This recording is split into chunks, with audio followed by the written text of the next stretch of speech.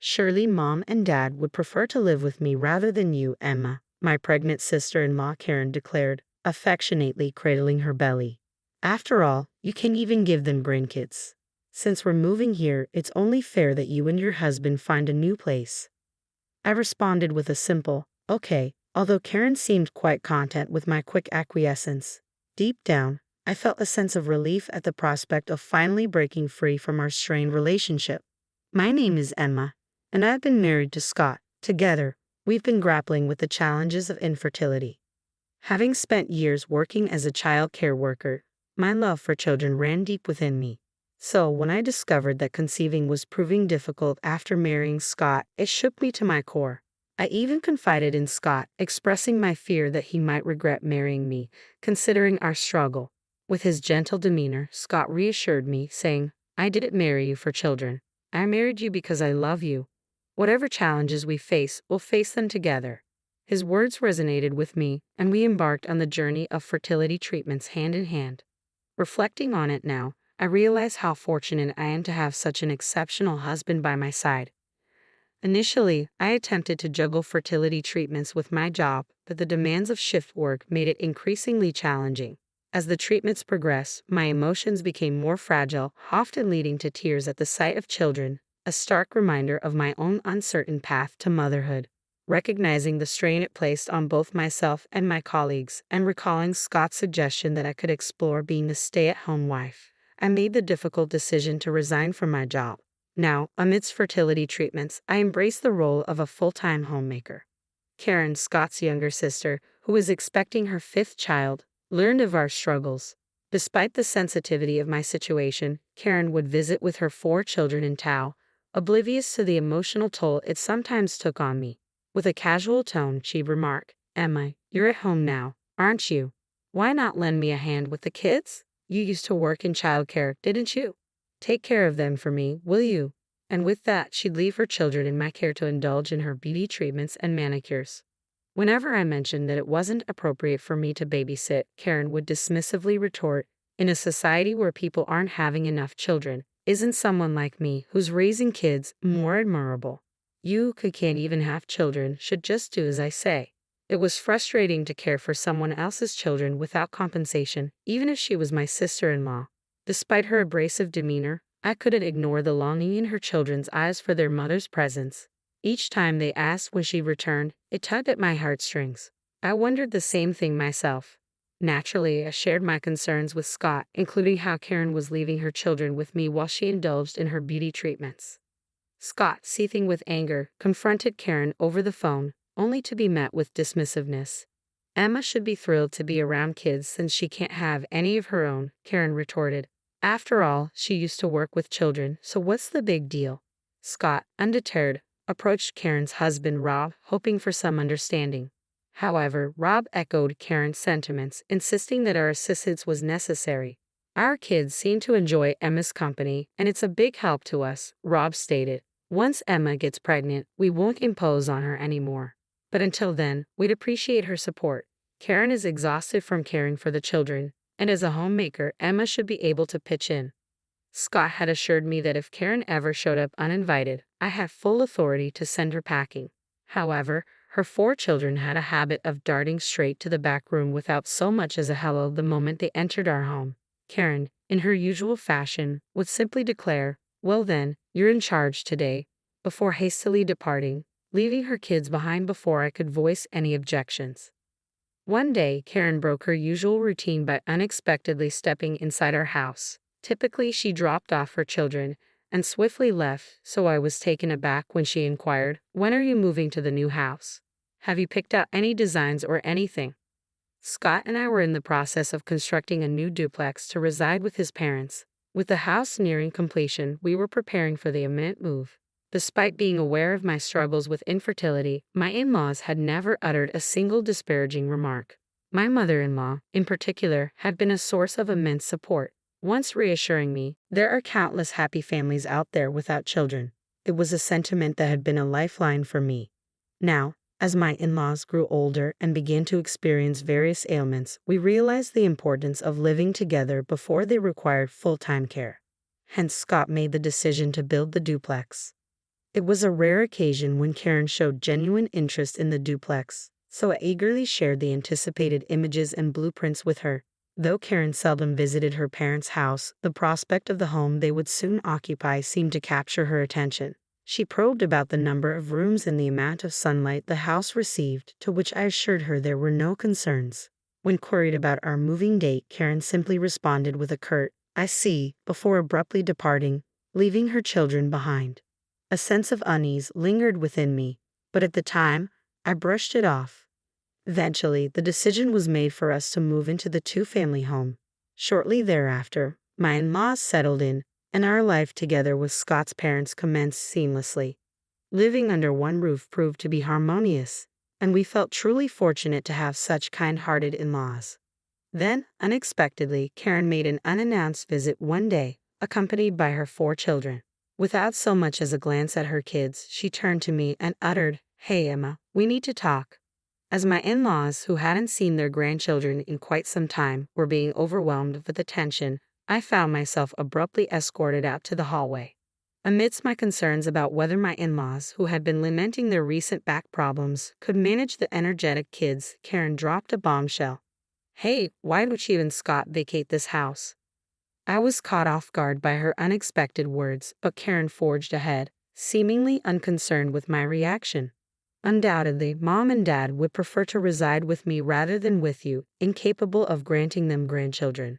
After all, I'm their true daughter, bound by blood," Karen declared haughtily, her hand caressing her burgeoning belly. It was evident that Karen's scheme involved moving in with my in-laws and relying on them for childcare. "See how thrilled Mom and Dad are to dote on their grandchildren," Karen remarked, gesturing towards my struggling in-laws who were attempting to manage their lively brood of grandkids. Despite my futile attempts to reason with Karen, her determination remained unyielding. Each passing moment only fueled my simmering resentment towards her for ridiculing my infertility and imposing her children on my compassionate in-laws. After much contemplation, a solution dawned on me, and with a resigned nod, I uttered, "Fine, we'll find another place." Karen eagerly set the timeline for our departure and their subsequent occupancy, leaving her children behind once more.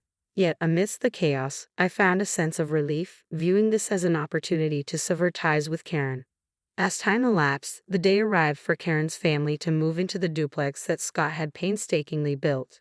Wondering if the transition had been smooth, my phone suddenly rang. It was Karen. As I picked up the phone, Karen's voice pierced through with an edge of fury. "What on earth is going on? Why hasn't your stuff been cleared out yet? There's no space for our belongings. And where are Mom and Dad supposed to go?"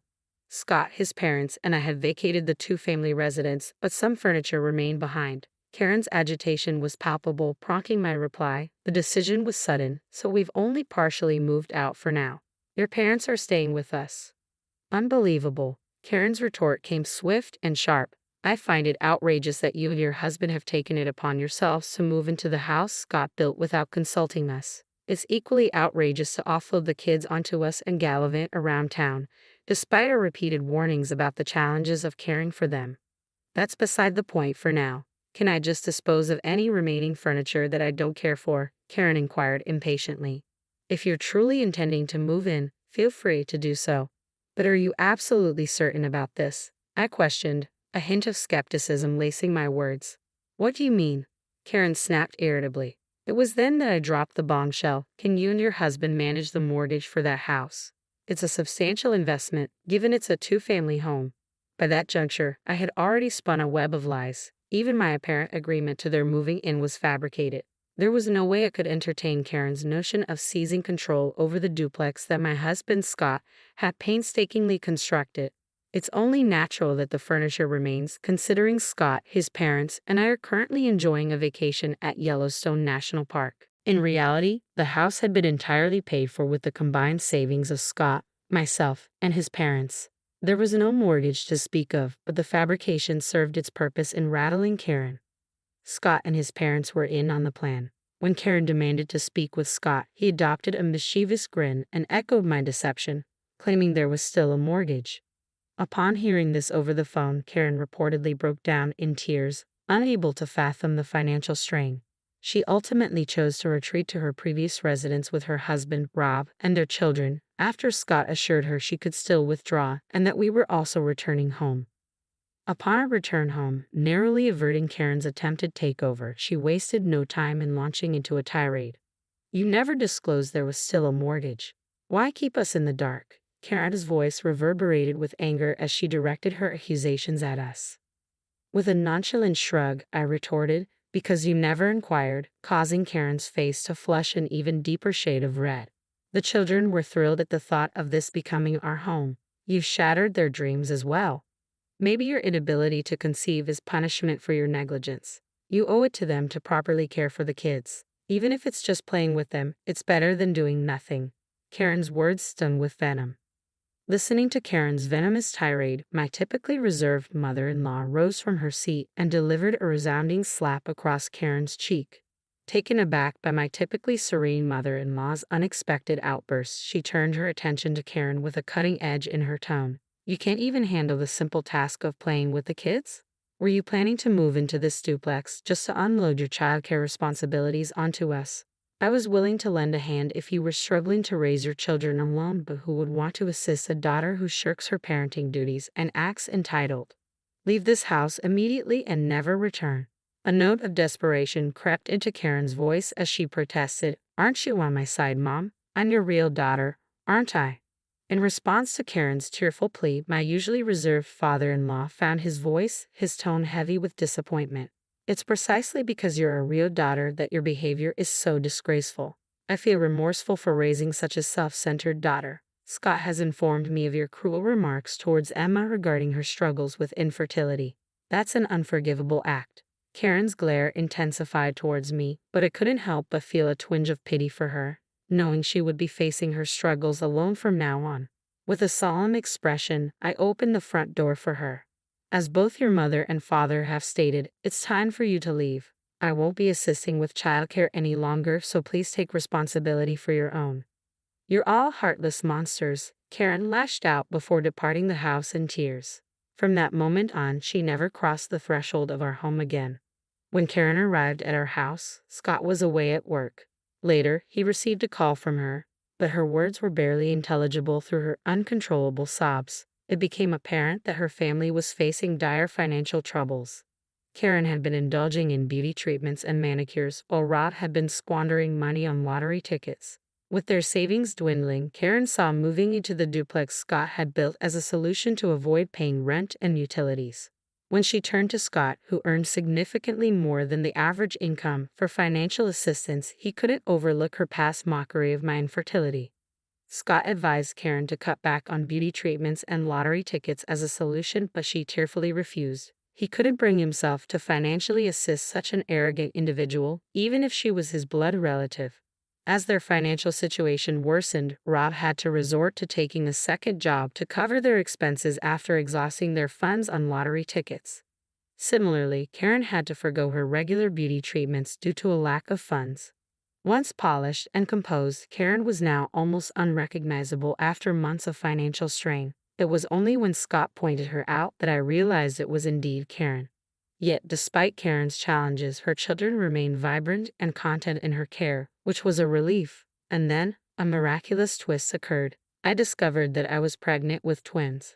However, even amidst the joyous news, tears welled in my eyes when the doctor confirmed it. Scott, by my side, also shed tears of happiness as we shared in the overwhelming emotion. My in-laws were equally ecstatic, finally seeing the realization of our long-held dream for a child. Though I hadn't voiced it to Scott, I couldn't help but wonder if the release from the stress caused by Karen had played a part in my pregnancy. Reflecting on the unwavering support of Scott and my in-laws, who chose to stand by me rather than Karen, fills me with immense gratitude. It's because of their unwavering support that I've been blessed with two precious lives. Now, all I can do is hope fervently that the babies growing within